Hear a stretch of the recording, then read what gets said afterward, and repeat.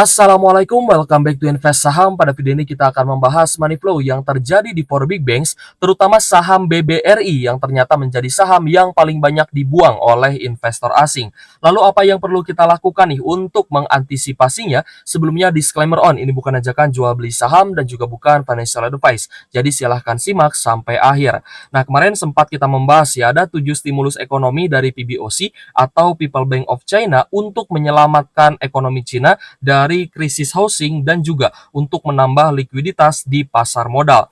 Ya, di mana kita melihat ya bahwa krisis properti Cina itu belum selesai. Ada sekitar 48 juta rumah yang mangkrak belum dibangun guys ya. Padahal rumah-rumah ini sudah lunas terbayar. Jadi memang pengembang properti di Cina itu kesulitan likuiditas.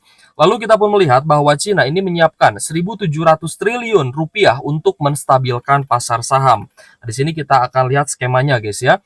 Jadi PBOC atau People Bank of China berencana mengalokasikan setidaknya 800 miliar yuan atau sekitar 1.700 triliun untuk menstabilkan pasar saham di negeri tirai bambu tersebut. PBOC akan menyiapkan fasilitas swap yang memungkinkan perusahaan keuangan untuk memanfaatkan likuiditas dari bank sentral ya maksud saya guna untuk membeli ekuitas ya guys ya. Jadi disediakan fasilitas web yang bisa digunakan ya oleh beberapa perusahaan keuangan, baik itu perbankan ataupun saham-saham finance untuk memanfaatkan likuiditas dari bank sentral ya untuk membeli saham-saham yang ada di Cina. Jadi kita melihat guys ya di mana bursa saham Cina itu naik sangat tinggi ya.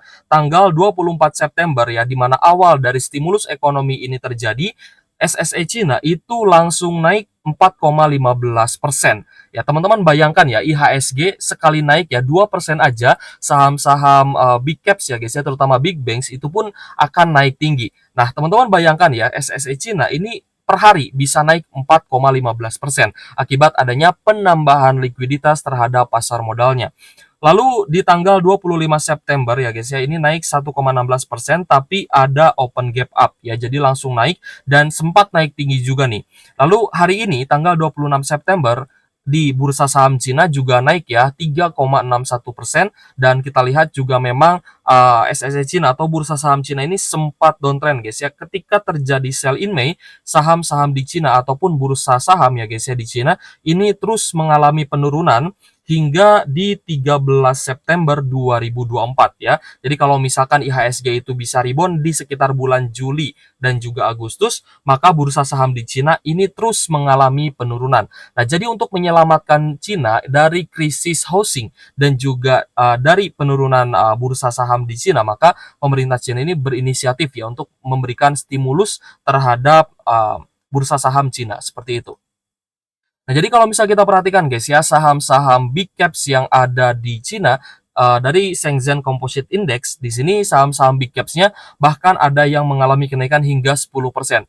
Ya bahkan juga ada yang di 13,5% guys ya. Jadi sekitar ya 1 sampai 13%-an ya untuk kenaikan dari saham-saham big caps yang ada di Cina. Teman-teman bayangkan ya ketika teman-teman beli saham gitu ya tanggal 24 September kemarin ya ketika terjadi stimulus terhadap ekonomi dan juga pasar modal di Cina, teman-teman ini ketika beli saham-saham big caps pun ya pasti akan langsung cuan gitu ya.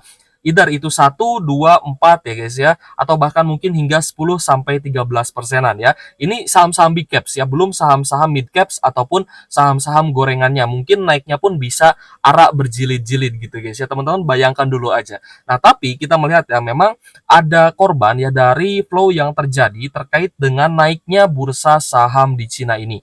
Ya, maka kita pun melihat ya bahwa IHSG pada tanggal 25 September kemarin itu sempat melemah guys ya dan tapi kita bisa melihat ya ada kenaikan kembali sehingga hanya minus 0,48%. Nah, ini ketika terjadi sell in Mei, ini di bulan Juli ya secara seasonality memang selalu hijau. Lalu ketika turun di tanggal 5 Agustus ini ada carry trade yen di mana BOJ itu menaikkan suku bunganya. Tapi ketika terjadi carry trade terhadap yen, kita melihat bahwa IHSG ini bisa recovery kembali. Ya berbeda dengan saat ini yang kita lihat ada beberapa saham yang malah menjadi korban dari outflow ya guys ya dari adanya stimulus di Cina. Lalu di sini adalah ya penurunan terkait dengan demo RUU Pilkada yang juga ya batal disahkan. Lalu di sini ada penurunan IHSG ya sebesar 2% akibat brand ARB 3 hari kali-kali ya guys ya, 3 hari terus-menerus ya. Tapi di hari ketiganya brand ini bisa langsung naik lagi. Jadi memang dikeluarkan ya dari FTSE, akibatnya brand ini juga mengalami ARB.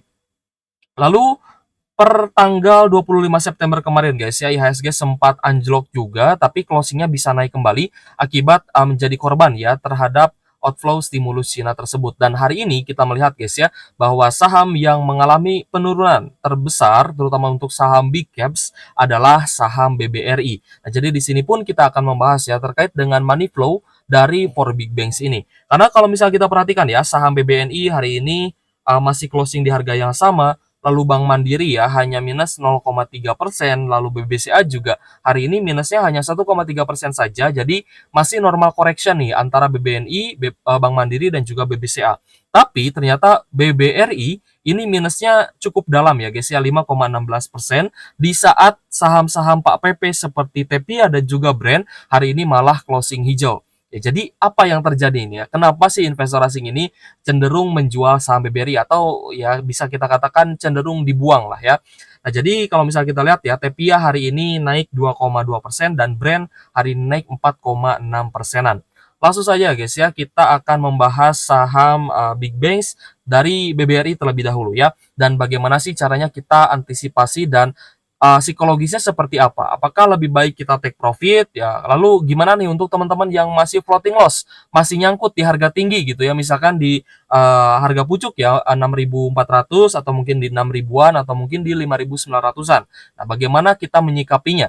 Ya, yang pertama adalah untuk teman-teman yang mungkin ya sudah buy on weakness, beli di harga bottom. Buat teman-teman yang sudah floating profit gitu ya, dan meskipun turun ya 2 hari berturut-turut, tapi mungkin ya ada investor yang masih profit di saham BBRI. Nah, lalu terkait dengan orang-orang atau investor yang masih floating loss di BBRI. Nah, nanti akan kita bahas.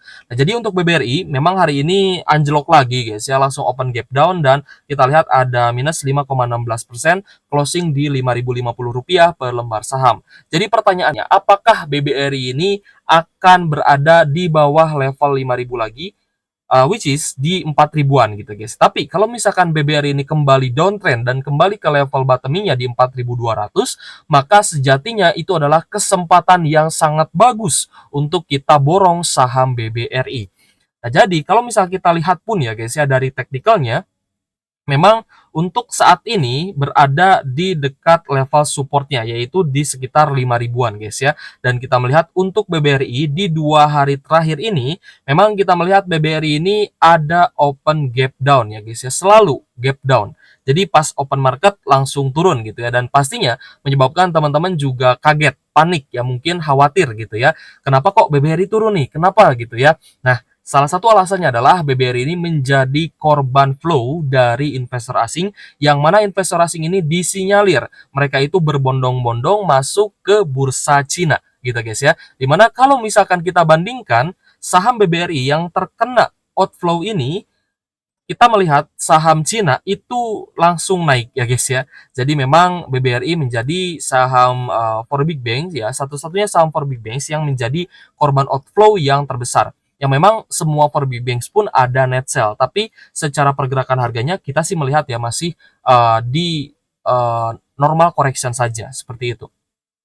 Nah, jadi untuk BBRI hari ini breakdown ya di bawah MA 150-nya. Jika BBRI ini tidak berhasil bertahan ya guys ya di atas MA 50, maka ada potensi BBRI ini bisa turun di bawah level 5.000, bisa ke 4.800, dan yang terburuk ya jika kembali tembus di bawah 4.500, maka BBRI ini bisa kembali downtrend. Tapi kita akan melihat besok hari Jumat apakah BBRI ini akan mantul lagi dan akan normal kembali guys ya, dan terkena inflow lagi atau malah terkena outflow. Untuk saat ini saya himbau ke teman-teman ya mungkin yang masih floating loss, yang mau averaging down, untuk menahan dulu gitu guys ya. Kita tahan dulu nih pembelian terhadap BBRI. Siapa tahu dikasih harga di sekitaran 4.800-an ya jika memang breakdown ya di bawah support MA 50-nya seperti itu. Lalu untuk money flow saham BBRI ya guys ya, Memang BBRI ini menjadi saham yang paling banyak didistribusi oleh investor asing dan hari ini net sell 2,7 triliun. Padahal IHSG hari ini masih menguat 0,05%, dan kita lihat asing ini mencatatkan net sell jumbo 2,2 triliun. Jadi ya kalau misalkan kita melihat ya guys ya, outflow yang terjadi di BBRI ini lebih besar dibandingkan outflow yang terjadi di IHSG. Di IHSG hanya 2,2 triliun, tapi net sell di BBRI mencapai 2,7 triliun, seperti itu. Jadi memang ya untuk saham BBRI hari ini menjadi saham yang terkena net sell paling besar 2,7 triliun. Namun memang dari kemarin pun kita melihat ya ada net sell 1,6 triliun. Jadi ya kalau misal kita kalkulasi guys ya di 2 hari ini memang outflow-nya sangat besar.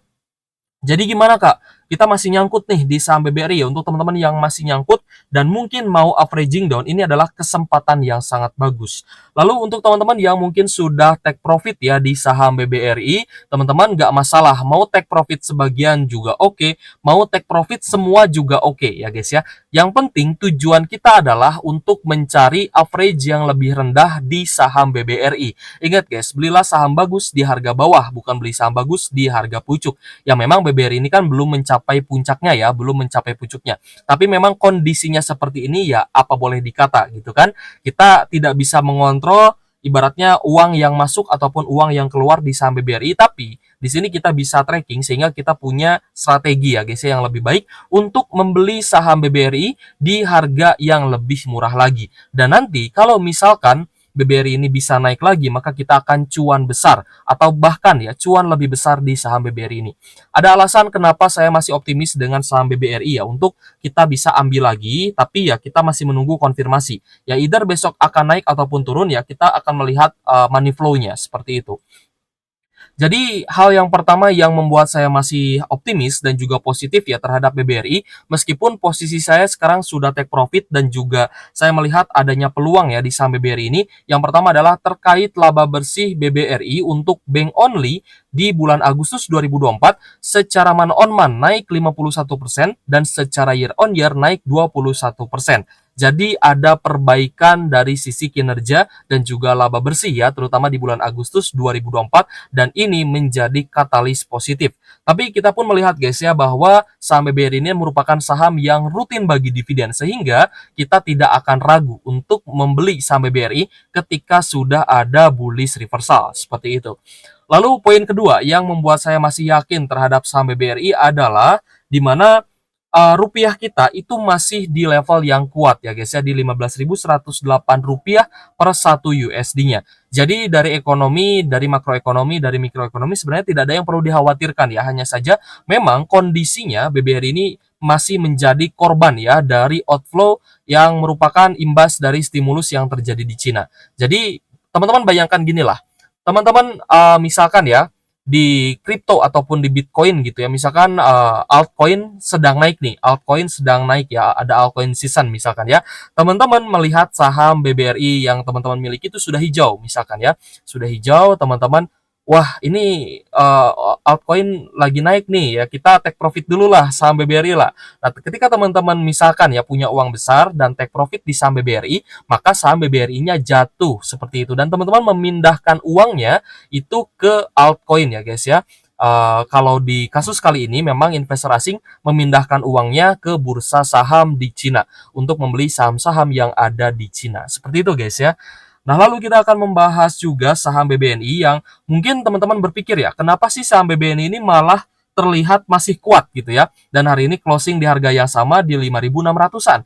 Ya berbeda dengan saham BBRI yang anjlok ya, tapi kenapa kok saham big banks lainnya seperti BNI, Bank Mandiri dan juga BCA itu kok masih kuat gitu ya. Nah, kalau misalkan kita perhatikan, memang BBNI ini juga kemarin sempat anjlok guys ya, sekitar 3,45%. Namun kalau misalkan kita perhatikan ya dari money flow yang terjadi di BBNI, maka kita melihat ya bahwa net sell yang terjadi di saham BBNI ini masih cukup normal. Ya, jadi outflow-nya ini masih oke ya guys ya, masih normal aja nih. Ya, kemarin itu 47 miliar, hari ini 16 miliar. Ya, jadi tidak terlalu besar ya guys ya outflow yang terjadi di BBNI. Tapi apakah BBNI bisa anjlok? Bisa. Ya kalau misalkan kejadian seperti saham BRI, maka BBNI BBNI ini juga bisa anjlok ya guys ya. Dengan catatan jika terkena outflow yang besar, maka BBNI juga bisa anjlok dan kita akan lihat besok. Seperti itu ya. Selanjutnya adalah saham Bank Mandiri, yang mana hari ini minus 0,35% di level 7.175 ya. Jadi ada penurunan ya untuk hari ini. Tapi kita melihat memang kemarin pun sempat turun ataupun anjlok ya 3%, tapi hari ini ya normal koreksi aja sebenarnya. Dan masih mampu bertahan guys ya, dan kita lihat juga masih uptrend. Nah, jadi untuk Bank Mandiri kita akan lihat dulu ya untuk money flow-nya. Untuk money flow-nya hari ini pun ya guys ya, net sell-nya berkurang. Kemarin itu cukup besar, net sell 556 miliar, tapi hari ini berkurang ya, hanya 158 miliar saja.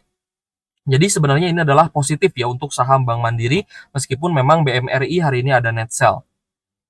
Kita lanjut ke saham BBCA yang hari ini juga minus 1,38%, closing di Rp10.700 per saham. Nah, jika kita lihat guys ya, untuk saham BBCA hari ini juga net sell ya guys. Jadi sudah 3 hari ini BBCA mengalami net sell. Kemarin itu di 111 miliar ya di tanggal 24 September. Tanggal 25 sebesar 66,9 miliar dan hari ini 26 September ada net sell 96,8 miliar.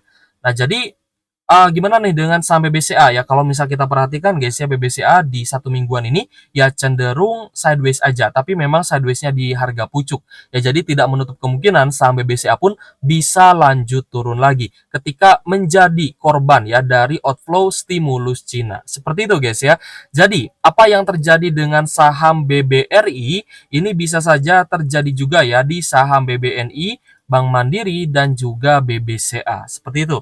Jadi untuk saham-saham for big banks kita masih cenderung untuk wait and see ya, apalagi BBCA dan juga Bank Mandiri. Nah, di sini kan karena sudah mendekati level yang tertingginya, ya mendekati level all time high-nya, jadi lebih baik kita wait and see. Semisal pun di bulan September ini ya, di akhir September ini akan turun sampai dengan awal Oktober nanti, maka kita sudah tahu dan kita sudah paham strateginya seperti apa. Ya, karena kalau misal kita lihat pun memang saham-saham big banks ini saham perbankan ya, saham-saham perbankan ini yang paling besar penurunannya adalah saham Bank BRI. Ya, lalu ada BBCA yang juga turun 1% ya. Untuk yang terbesar adalah BBRI, anjlok 5,16%. Bahkan hari ini Bank Arto ya atau Bank Jago itu dia malah hijau ya guys ya, 2,27%. Lalu kita lihat BBTN juga yang kemarin anjlok ya, hari ini mulai naik 1,38%. Lalu ada saham BTPS ya guys ya. Untuk BTPS kita lihat hari ini hanya minus 1,18%. Lalu kita lihat BRIS kembali hijau 0,98% ya setelah kemarin turun, dan hari ini BNGA ada sedikit minus 0,26%.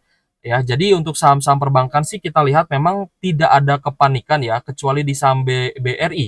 Ya, hanya BBRI saja yang hari ini menjadi korban outflow. Tapi tidak menutup kemungkinan 3 saham big banks lainnya juga bisa menjadi korban outflow dari stimulus yang ada di bursa saham Cina. Seperti itu. Nah, jadi take profit itu bukan sebuah kesalahan. Ya, kalau misal teman-teman mau take profit sebagian boleh, mau take profit semua juga boleh, dengan tujuan kita akan mencari average atau harga rata-rata yang lebih rendah daripada harga saat ini ya guys ya. Tapi kita pun melihat ya bahwa ada potensi saham-saham big banks ini juga bisa diakumulasi kembali. Ya, jadi ada 2 kemungkinan nih. Yang pertama, outflow akan terus terjadi sehingga IHSG juga bisa turun ya, saham-saham big banks juga bisa turun. Akhir September sampai dengan bulan Oktober itu bisa terjadi gitu ya. Nanti bulan November ke Desember ketika window dressing pasti akan naik lagi, apalagi mendekati pembagian dividen gitu guys ya. Jadi teman-teman sudah paham nih strateginya, bagaimana jika IHSG turun, bagaimana jika saham-saham big banks ini turun. Tapi semisal ya guys ya, akan ada cut rate lagi di bulan September ya, untuk kali ini September Oktober. Nah, kalau misal pun ada cut rates lagi di bulan Oktober mendatang dan saham-saham big banks ini bisa lanjut rebound, maka tidak ada salahnya teman-teman juga masuk lagi. Kalau misalkan memang saham-saham big banks ini kembali menerima inflow seperti itu. Ya, jadi cukup bisa dipahami ya guys ya, dan cukup jelas juga apa yang sudah kita bahas pada video ini. Teman-teman bisa lihat ya, saham-saham perbankan rata-rata hari ini mengalami outflow atau net sell yang paling besar adalah BBRI. Ya, untuk Bank Mandiri, BBCA, dan juga BBNI memang outflow-nya masih cukup wajar, seperti itu. Sudah kita jelaskan semua guys ya, semoga bermanfaat untuk teman-teman. Terima kasih sudah menonton channel Invest Saham. Thank you for watching. See you on the next video. Wassalamualaikum warahmatullahi wabarakatuh.